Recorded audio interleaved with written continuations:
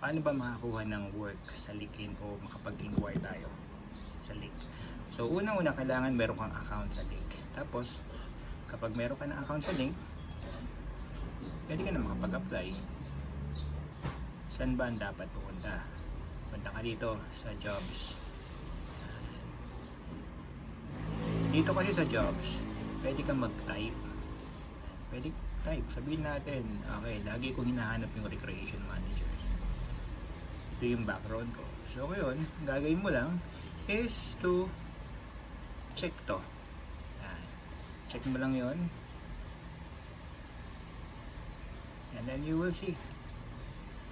Yan. Kapag lumabas na yan, you will go easily apply. Simple na naman yung pag-iisip ni apply. Prepare mo lang lahat sila. Tapos, pasok mo na dyan. Commit address. Sabihin natin, yan, yun yung Santo Tomas. Kung wala, edi wala.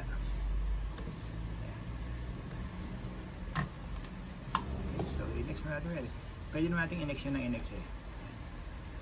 Hanggang sa makuha mo ito. Next. Next. I agree. Next.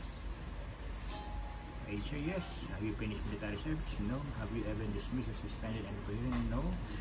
Yeah. Pwede mo din lagyan. Upload attachment. Pwede. Pwede ka maglagay ng resume mo.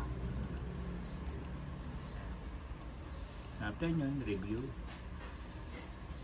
Okay. Isang mag-use lang na review. Tapos submit.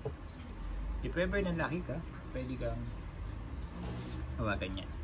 Okay? So, ganyan lang po.